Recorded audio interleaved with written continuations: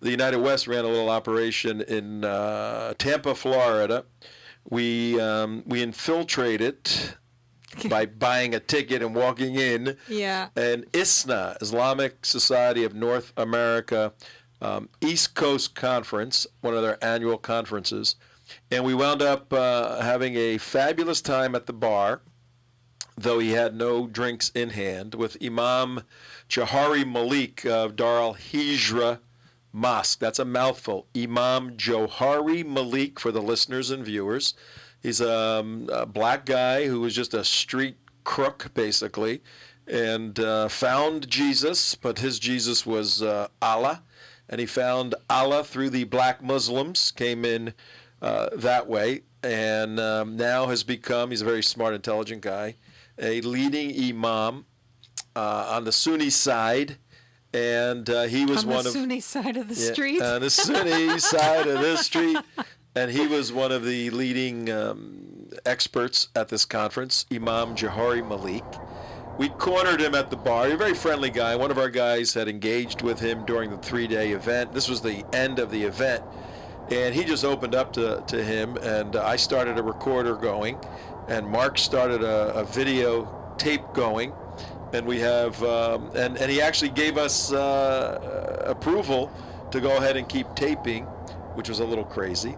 But he told us the story of the $300,000. Oh, yeah. Because he was with Rahman Alamoudi, Abdul Rahman Alamoudi. He was with him that day that he was leaving to go to Europe and get the money and, all of that. And he decided not to go with them.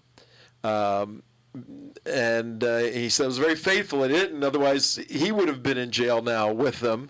But he says, but if I would have known he was doing that, I think he was covering himself here. But you never know. If I would have known Alamoudi had all that money, go, you crazy man! He was talking. He went right into black mode. Yeah, he was talking in all this, upper scale imam verbiage. Then he went right down to street Black Panther. I would have told that sucker, what are you doing all that money, Rahman? You crazy man! And we really had he's a very interesting guy. But this was a guy that was with Alamoudi on his way to doing the dirty deed, man. Yep. Pretty wild. Yep, pretty wild. And we have all that video, and we will release it at some point, but not yet. He also told us. Send it to Ryan, let him look at it. Yeah, he also told us, this is Imam Johari Malik, this is June of this year. He said that in 2002, before the 2004 election, all the leading imams and Muslim Brotherhood operatives got together and decided to come out with a number and promote a number of Muslims in America that they would all say this is what the number is, and they just put it out. And the number they put out was between 6 and 7 million. Right. And this is Imam Johari Malik. We have it on tape. Okay. It's not some knuckle. So was he admitting that they made it up? He was laughing his head off, telling us that they made the number up, and that the press and everybody bought it. And we're going, "You're kidding me?" He goes, "No, man, we made the number." And we go, "Why'd you do that?" He goes, "What do you think?" And what do you think his answer was? Because Grover told I'm going to us. say tequila. No, very logical reason. Yeah, he said. Yeah, we said, "Why'd you make the number up?" And he goes, "Why do you think we made it up? What do you think?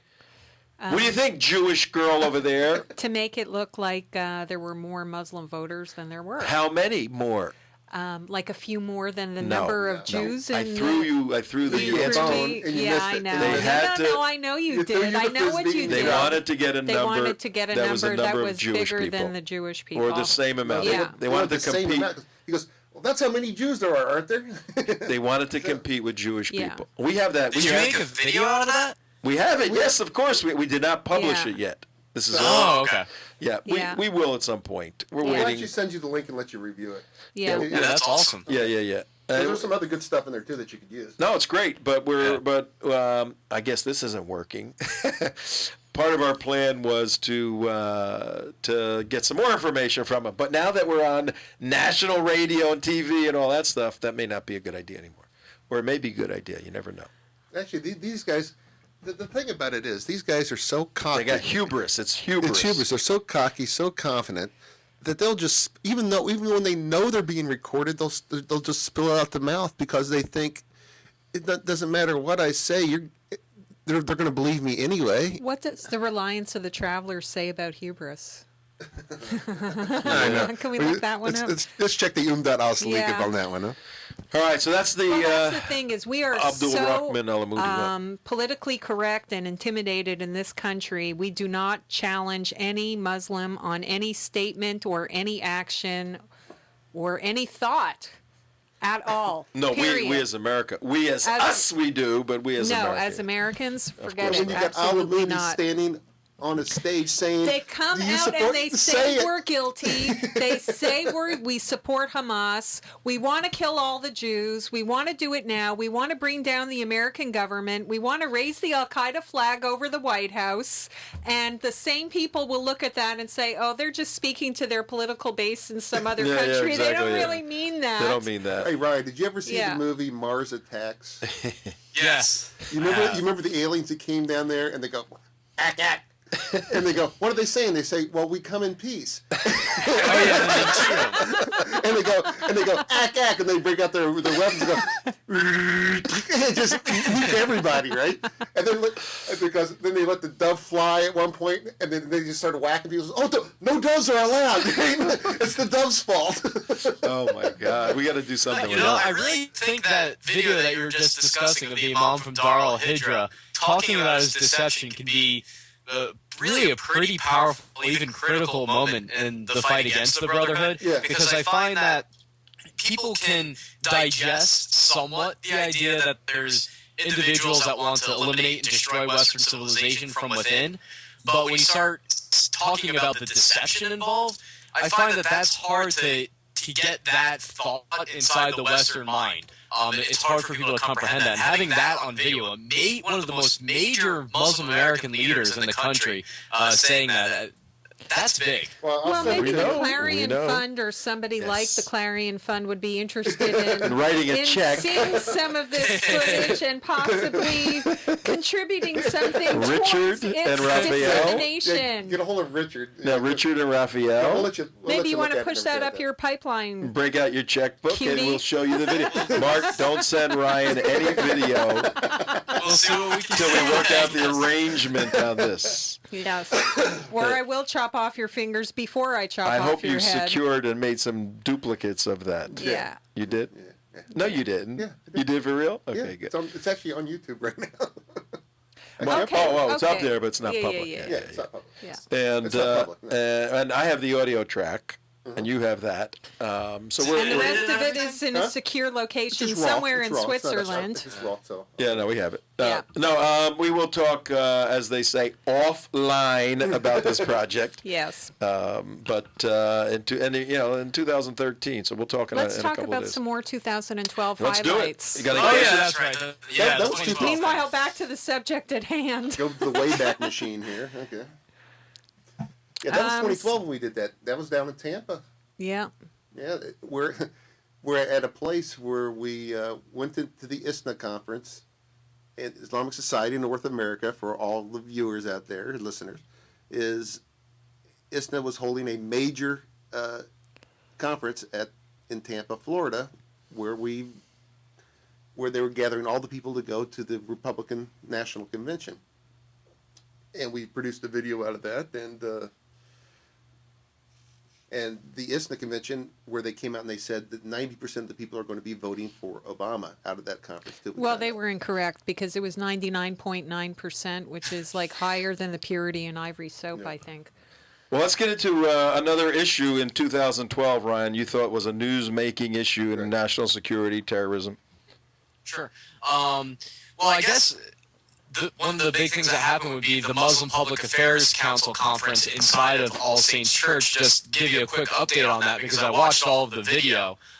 For those that don't know, the Muslim Public Affairs Council is a group that was founded by two members of the Muslim Brotherhood that now they say that they've drifted from that it wasn't a Brotherhood operation, all this and that. But they have a very checkered past. And so I wrote an article about it, and they say that they got between 25 and 50 hate mails, most of which the quotes that they gave to the press wasn't actually hate mail, it was just impolite criticism. You mean they made it but up? They held a press conference, said I'm a right-wing extremist. They're getting this huge amount of hate mail when it was really only between 25 and 50 letters, according to their own statement. And the media bought it, and they ran with it. And virtually every print outlet covered it, including the New York Times. And then they held the conference, and they just kept beating that drum throughout the conference, saying, "Oh, we're just under such horrendous attack because of this author," meaning me. They wouldn't say me by name. But as I was watching the conference, I was trying to figure out what would bring together this Episcopal Church and a group that was founded by Muslim Brotherhood members. And there was one sentence that really impressed me, where they were holding a session, and the leader of the church was listing the sins of Christianity. And he mentions the Jim Crow laws, slavery, Islamophobia, and then he says evangelical Zionism. This wasn't just about interfaith. This was an interfaith bond that was formed with opposition to Israel. And so in that one sentence, just things became a lot clearer to me. That makes a lot of sense. It sounds like David Duke's Happy New Year, Merry Christmas holiday letter to everybody is what it sounds like. It's very KKK. And, that's one of the parallels that we keep seeing more and more is that We're not on here. the are we? Muslim Brotherhood I don't hear anything. No, there's nothing coming out of these things. in the United States is very similar to the Islamic KKK. It really is. And the more and more you look at it in that angle or in that light, the more and more it becomes, evident 1, 2, where the 3, 4. KKK drew these, It's. I'm talking to the mic. Talking to the mic. drew into these. I'm not talking to the mic. Okay. I'm trying Thank to you. do two things here at once. I'm trying to get him to come in. We couldn't hear you. We're going. What We the heck is couldn't hear. going Yeah, on? we thought there was something wrong with Technical difficulties. technical No, difficulties. so, Kenny on the spot though. Thank you, Kenny. so why do you see this Muslim Brotherhood KKK association? I mean, which kind of manifested itself, in the church out there in California, because the KKK drew alliances and bonds with churches, and how do you see that playing out, Ryan, as far as this whole bond is concerned? Well, if you look at the U.S. Muslim Brotherhood documents that were introduced into the Holy Land Foundation trial, one of the things that they talk about is an emphasis on coalition building. Mm-hmm. So these are political strategists. I guarantee you, if you look at Al-Qaeda documents, they're not going to talk about coalition building, coming into a country and forming alliances with non-Muslim political groups. That's just not how they think. The Muslim Brotherhood is different. So they specifically talk about coalition building, and this is exactly what's happening. And we saw the political objective just in that one sentence. They were very good about making the overall message appear to be just about Muslim-Christian unity and fighting against hatred. I mean, how could anybody oppose that? But then during this one session, when the leader of the church talked about evangelical Zionism being on par with slavery, it all made sense. This is what's happening. The Brotherhood Front organizations know that Christians want to show how tolerant they are because they have good hearts. We don't want to hate anybody. But they're playing upon that and saying, all right, well then let's link up. But part of that is the goal is to indoctrinate them into not supporting Israel. They recognize that the Christian community in the United States is largely supportive of Israel, and that's why they're going after it. Yeah, that's a very, very, very good point. That we need to